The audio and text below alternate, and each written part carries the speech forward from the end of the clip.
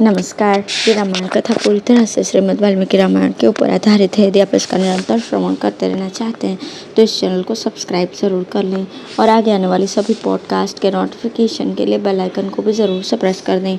अब हम सुनेंगे 68वां सर्ग। कुंभकर्ण के वध का समाचार सुनकर रावण का विलाप। महात्मा श्री रामचंद्र जी के द्वारा कुंभकर्ण को मारा गया देख राक्षसों ने अपने राजा रावण से जाकर कहा, महाराज, काल के समान भयंकर पराक्रमी कुंभकर्ण वानर सेना को भगाकर तथा बहुत से वानरों को अपना आहार बनाकर स्वयं भी काल के गाल में चले गए। वे 2 घड़ी तक अपने प्रताप से तप कर अंत में श्री राम के तेज से शांत हो गए।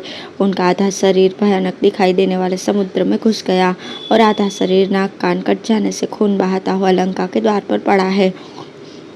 उस शरीर के द्वारा आपके भ्राता पर्वताकार कुंभकर्ण लंका का द्वार रोककर पड़े हैं। वे श्री राम के बाणों से पीड़ित होकर हाथ पैर और मस्तक से हीन नंग धड़ंग धड़ के रूप में परिणित होकर दावानल से दग्ध हुए वृक्ष की भांति नष्ट हो गए।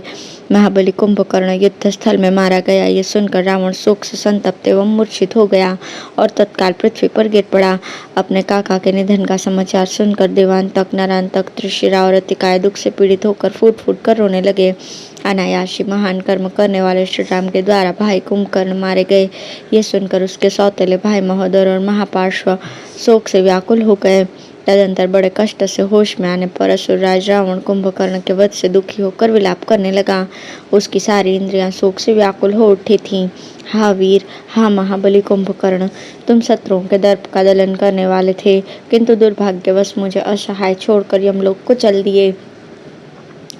महाबली वीर, तुम मेरा तथा इन भाई बंधुओं का कंटक दूर किए बिना शत्रु सेना को संतप्त करके मुझे अकेला छोड़कर कहाँ चले जा रहे हो। इस समय मैं अवश्य ही नहीं के बराबर हूँ, क्योंकि मेरी दाहिनी बाह कुंभकर्ण धराशायी हो गया, जिसका आश्रय लेके मैं देवता और असुर किसी से भी नहीं डरता था। देवताओं और दानवों का दर्प चूर करने वाला ऐसा वीर जो कालाग्नि के समान प्रतीत होता था, आज रण क्षेत्र में राम के हाथ से कैसे मारा गया। भाई, तुम्हें तो वज्र का प्रहार भी कभी कष्ट नहीं पहुंचा सकता था, वही तुम आज राम के बाणों से पीड़ित होकर भूतल पर कैसे सो रहे हो। आज समरांगण में तुम्हें मारा गया देख आकाश में खड़े हुए ये ऋषियों सहित देवता हर्षनाद कर रहे हैं। निश्चय ही अब अवसर पाकर हर्ष से भरे हुए वानर आज ही लंका के समस्त दुर्गम द्वारों पर चढ़ जाएंगे। अब मुझे राज्य से कोई प्रयोजन नहीं है, सीता को भी लेकर मैं क्या करूँगा। कुंभकर्ण के बिना जीने का मेरा मन ही नहीं। यदि मैं युद्ध स्थल में अपने भाई का वध करने वाले राम को नहीं मार सकता तो मेरा मर जाना ही उचित है। इस निरर्थक जीवन को सुरक्षित रखना कदापि नहीं। मैं आज ही उस देश को जाऊंगा जहां मेरा छोटा भाई कुंभकर्ण गया है। मैं अपने भाइयों को त्याग कर क्षण पर भी जीवित नहीं रह सकता। मैंने पहले देवताओं का अपकार किया था, अब वे मुझे देखकर हंसेंगे। तुम्हारे मारे जाने पर अब मैं इंद्र को कैसे जीत सकूंगा। कुंभकर्ण, मैंने महात्मा विभीषण की कही हुई जिन उत्तम बातों को ज्ञानवश स्वीकार नहीं किया था, वे मेरे ऊपर आज प्रत्यक्ष रूप से घटित हो रही हैं। जब से कुंभकर्ण और प्रहस्त का ये दारुण विनाश उत्पन्न हुआ है, तभी से विभीषण की बात याद करके मुझे लज्जित कर रही है। मैंने धर्मपरायण श्रीमान विभीषण को जो घर से निकाल दिया था, उसी कर्म का ये शोकदायक परिणाम अब मुझे भोगना पड़ रहा है। इस प्रकार भांति भांति से दीनता पूर्वक अत्यंत विलाप करके व्याकुलचित हुआ दशमुख रावण अपने अनुज इंद्र शत्रु कुंभकर्ण के वध का स्मरण करके बहुत ही व्यथित होकर पुनः पृथ्वी पर गिर पड़ा। अब है रावण के पुत्रों और भाइयों का युद्ध के लिए जाना और नरांतक का अंगद के द्वारा वध। दुरात्मा रावण जब शोक से पीड़ित होकर इस प्रकार विलाप करने लगा, तब त्रिशिरा ने कहा, राजन, इसमें संदेह नहीं कि हमारे मझले चाचा जो इस समय युद्ध में मारे गए हैं, ऐसे ही महान पराक्रमी थे, किंतु आप इस प्रकार रोते कलपते हैं, उस प्रकार श्रेष्ठ पुरुष किसी के लिए भी विलाप नहीं करते। निश्चय ही आप अकेले ही तीनों लोगों से भी लोहा लेने में समर्थ हैं, फिर इस तरह साधारण पुरुषों की भांति क्यों अपने आप को शोक में डाल रहे हैं। आपके पास ब्रह्मा जी की दी हुई शक्ति, कवच, धनुष तथा बाण है, साथ ही में एक गर्जना के समान शब्द करने वाला रथ भी है, जिसमें 1000 गधे जोते जाते हैं। आपने एक ही शस्त्र से देवताओं और दानवों को अनेक बार पछाड़ा है, अतः सब प्रकार के अस्त्र शस्त्रों से सुसज्जित होने पर भी आप राम को दंड दे ही सकते हैं। अथवा महाराज, आपकी इच्छा हो तो यहीं रहें, मैं स्वयं युद्ध के लिए जाऊंगा और जैसे गरुड़ सर्पों का संहार करते हैं, उसी प्रकार मैं आपके शत्रु को जड़ से उखाड़ फेंकूंगा। जैसे इंद्र ने संबरासुर को और भगवान विष्णु ने नरकासुर को मार गिराया था, उसी प्रकार युद्ध स्थल में आज मेरे द्वारा मारे जाकर राम सदा के लिए सो जाएंगे। तीसरा की ये बात सुनकर असुरराज रावण को इतना संतोष हुआ कि वो अपना नया जन्म हुआ सा मानने लगा। काल से प्रेरित होकर ही उसकी ऐसी बुद्धि हो गई। त्रिशिरा का उपर्युक्त कथन सुनकर देवांतक, नरांतक और तेजस्वी अतिकाय तीनों युद्ध के लिए उत्साहित हो गए। मैं युद्ध के लिए जाऊंगा, मैं जाऊंगा, ऐसा कहते और गरजते हुए वे तीनों श्रेष्ठ निशाचर युद्ध के लिए सज्ज हो गए। रावण के वे वीर पुत्र इंद्र के समान पराक्रमी थे।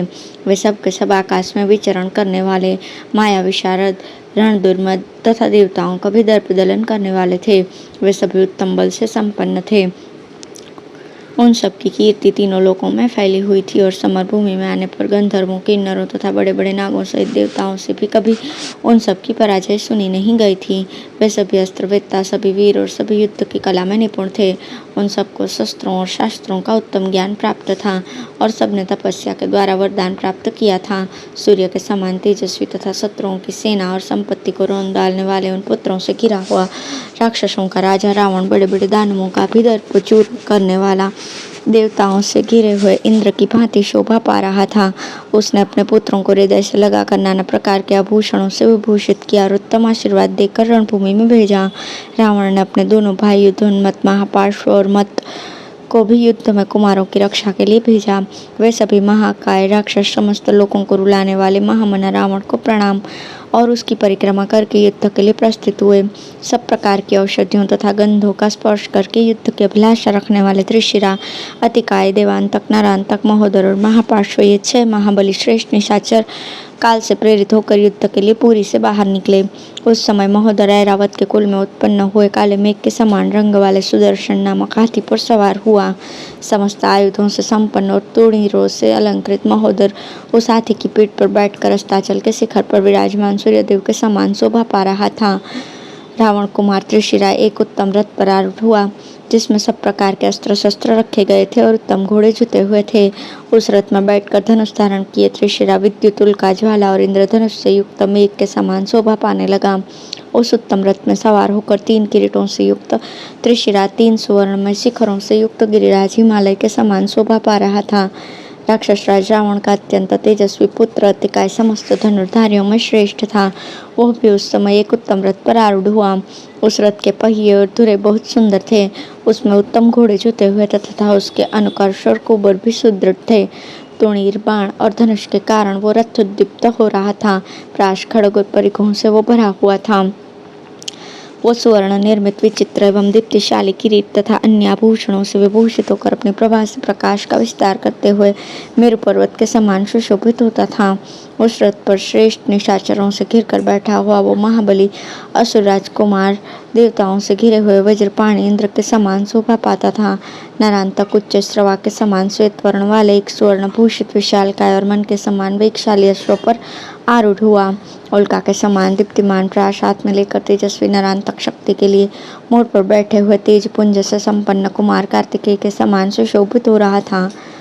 देवांतक स्वर्ण भूषित परीख लेकर समुद्र मंथन के समय दोनों हाथों से मंदराचल उठाए हुए भगवान विष्णु के स्वरूप का अनुकरण सा कर रहा था। महातेजस्वी और पराक्रमी महापार्श्व हाथ में गदा लेकर युद्ध स्थल में गदाधारी कुबेर के समान शोभा पाने लगा। अमरावती पुरी से निकलने वाले देवताओं के समान वे सभी महाकाय निशाचर लंकापुरी से चले। उनके पीछे श्रेष्ठ आयुध धारण किए विशालकाय राक्षस हाथी, घोड़ों तथा मेघ की गर्जना के समान घड़घड़ाहट उत्पन्न करने वाले रथों पर सवार होकर युद्ध के लिए निकले। वे सूर्य तुल्य तेजस्वी महामनस्वी असुर राजकुमार मस्तक पर किरीट धारण करके उत्तम शोभा संपत्ति से सेवित होकर आकाश में प्रकाशित होने वाले ग्रहों के समान सुशोभित हो रहे थे। उनके द्वारा धारण की हुई अस्त्र शस्त्रों की श्वेत पंक्ति आकाश में शरद ऋतु के बादलों की भांति उज्ज्वल कांति से युक्त हंसों की श्रेणी के समान शोभा पा रही थी। आज या तो हम शत्रुओं को परास्त कर देंगे या स्वयं ही मृत्यु की गोद में सदा के लिए सो जाएंगे, ऐसा निश्चय करके वे वीर राक्षस युद्ध के लिए आगे बढ़े। वे युद्ध दुर्मद महामनस्वी निशाचर गरजते, सिंहनाद करते, बाण हाथ में लेते और उन्हें शत्रुओं पर छोड़ देते थे।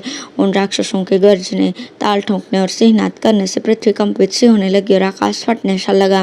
उन महाबली राक्षस शिरोमणि वीरों ने प्रसन्नता पूर्वक नगर की सीमा से बाहर निकलकर देखा। वानरों की सेना पर्वत शिखर और बड़े बड़े वृक्ष उठाए युद्ध के लिए सज्ज खड़ी है। महामना वानरों ने भी राक्षस सेना पर दृष्टिपात किया। वह हाथी, घोड़े और रथों से भरी थी। सैकड़ों हजारों घुंघरुओं की गुंजन से निनादित थी। काले मेघों की घटा जैसी दिखाई देती थी और हाथों में बड़े बड़े आयुध लिए हुए थी। प्रज्वलित अग्नि और सूर्य के समान तेजस्वी राक्षसों ने उसे सब ओर से घेर रखा था। निशाचरों की उस सेना को आती देख वानर प्रहार करने का अवसर पाकर महान पर्वत शिखर उठाए बारंबार गर्जना करने लगे। वे राक्षसों का सिंहनाद सहन न कर सकने के कारण बादले में जोर जोर से दहाड़ने लगे थे। वानर युद्धपतियों का वो उच्च स्वर से किया हुआ गर्जन तर्जन सुनकर भयंकर एवं महान बल से संपन्न राक्षसगण शत्रुओं का हर्ष सहन न कर सके, अतः स्वयं भी अत्यंत भीषण सिंहनाद करने लगे। तब वानर युद्धपति राक्षसों की उस भयंकर सेना में घुस गए और शैल श्रृंग उठाए शिखरों वाले पर्वतों की भांति वहां विचरण करने लगे। वृक्षों और शिलाओं को आयुध के रूप में धारण किए वानर योद्धा राक्षस सैनिकों पर अत्यंत कुपित होकर आकाश में उड़ उड़कर विचरने लगे। कितने ही वानर शिरोमणि वीर मोटी मोटी शाखाओं वाले वृक्षों को हाथ में लेकर पृथ्वी पर विचरण करने लगे। उस समय राक्षसों और वानरों के उस युद्ध ने बड़ा भयंकर रूप धारण किया। राक्षसों ने बाण समूहों की वर्षा द्वारा जब वानरों को आगे बढ़ने से रोका, उस समय वे भयंकर पराक्रमी वानर उन पर वृक्षों, शिलाओं तथा शैल शिखरों की अनुपम वृष्टि करने लगे। राक्षस और वानर दोनों ही वहां रण क्षेत्र में सिंहों के समान दहाड़ रहे थे। कुपित हुए वानरों ने कवचों और आभूषणों से विभूषित बहुतेरे राक्षसों को युद्धस्थल में शिलाओं की मार से कुचल दिया। कितने ही वानर रथ, हाथी और घोड़े पर बैठे हुए वीर राक्षसों को भी सहसा उछलकर मार डालते थे। वहां प्रधान प्रधान राक्षसों के शरीर पर्वत शिखरों से आच्छादित हो गए थे। वानरों के मुक्कों की मार खाकर कितनों की आंखें बाहर निकल आई थीं। वे निशाचर भागते, गिरते पड़ते और चित्कार करते थे। राक्षसों ने भी पैने बाणों से कितने ही वानर शिरोमणियों को विदीर्ण कर दिया था तथा शूलों, मुदगरों, खड़गों, प्रासों और शक्तियों से बहुतों को मार गिराया था। शत्रुओं के रक्त जिनके शरीरों में लिपटे हुए थे, वे वानर और राक्षस वहां परस्पर विजय पाने की इच्छा से एक दूसरे को धराशायी कर रहे थे। थोड़ी ही देर में वो युद्ध भूमि वानरों और राक्षसों द्वारा चलाए गए पर्वत शिखरों तथा तलवारों से आच्छादित होकर रक्त के प्रवाह से सींच उठी। युद्ध के मत से उन्मत्त हुए पर्वताकार राक्षस जो शिलाओं की मार से कुचल दिए गए थे, सब ओर बिखरे पड़े थे। उनसे वहां की सारी भूमि पट गई थी। राक्षसों ने जिनके युद्ध के साधन भूत शैल शिखरों को तोड़ फोड़ दिया था, वे वानर उनके प्रहारों से विचलित किए जाने पर उन राक्षसों के अत्यंत निकट जाकर अपने हाथ पैर आदि अंगों द्वारा ही अद्भुत युद्ध करते थे। राक्षसों के प्रधान प्रधान वीर वानरों को पकड़कर उन्हें दूसरे वानरों पर पटक देते थे। इसी प्रकार वानर भी राक्षसों से ही राक्षसों को मार रहे थे। उस समय राक्षस अपने शत्रुओं के हाथ से शिलाओं तथा शैल शिखरों को छीनकर उन्हीं से उन पर प्रहार करने लगे तथा वानर भी राक्षसों के हथियार छीनकर उन्हीं के द्वारा उनका वध करने लगे। इस प्रकार राक्षस और वानर दोनों ही दलों के योद्धा एक दूसरे को पर्वत शिखर से मारने, अस्त्र शस्त्रों से विदीर्ण करने तथा रणभूमि में सिंहों के समान दहाड़ने लगे। राक्षसों की शरीर रक्षा के साधनभूत कवच आदि छिन्न भिन्न हो गए। वानरों की मार खाकर वे अपने शरीर से उसी प्रकार रक्त बहाने लगे जैसे वृक्ष अपने तनों से गोंद बहाया करते हैं। कितने ही वानर रणभूमि में रथ से रथ को, हाथी से हाथी को और घोड़े से घोड़े को मार गिराते थे। वानर युद्धपतियों के चलाए हुए वृक्षों और शिलाओं को निशाचर योद्धा तीखे, क्षुरप्र, अर्धचंद्र और भल्ल नामक बाणों से तोड़ फोड़ देते थे। टूट फूट कर गिरे हुए पर्वतों, कटे हुए वृक्षों तथा राक्षसों और वानरों की लाशों से पटे जाने के कारण उस भूमि में चलना फिरना दुर्बल हो गया था। वानरों की सारी चेष्टाएं गर्व से भरी हुई तथा हर्ष और उत्साह से युक्त थी। उनके हृदय में दीनता नहीं थी तथा उन्होंने राक्षसों के ही नाना प्रकार के आयुध छीनकर हस्तगत कर लिए थे। अतः वे सब संग्राम में पहुंचकर राक्षसों के साथ भय छोड़कर युद्ध कर रहे थे। इस प्रकार जब भयंकर मारकाट मची हुई थी, वानर प्रसन्न थे और राक्षसों की लाशें गिर रही थी, उस समय महर्षि तथा देवगण हर्षनाद करने लगे। तदंतर वायु के समान तीव्र वेग वाले घोड़े पर सवार होकर हाथ में तीखी शक्ति लिए नरांतक वानरों की भयंकर सेना में उसी प्रकार घुसा जैसे कोई मत्स्य महासागर में प्रवेश कर रहा हो। उस महाकाय इंद्रद्रोही वीर निशाचर ने चमचमाते हुए भाले से अकेले ही 700 वानरों को चीर दिया और क्षण भर में वानर युद्धपतियों की एक बहुत बड़ी सेना का संहार कर दिया। घोड़े की पीठ पर बैठे हुए उस महामनस्वी वीर को विद्याधरों और महर्षियों ने वानरों की सेना में विचरते देखा।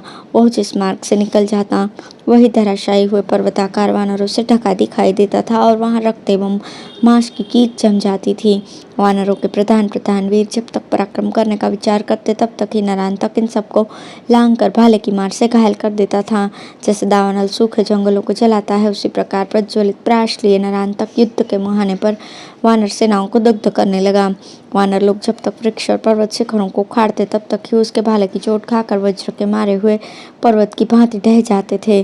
जैसे वर्षा काल में प्रचंड वायु सब और वृक्षों को तोड़ती उखाड़ती हुई विचरती है, उसी प्रकार बलवान नरांतक रणभूमि में वानरों को रौंदता हुआ संपूर्ण दिशाओं में विचरने लगा।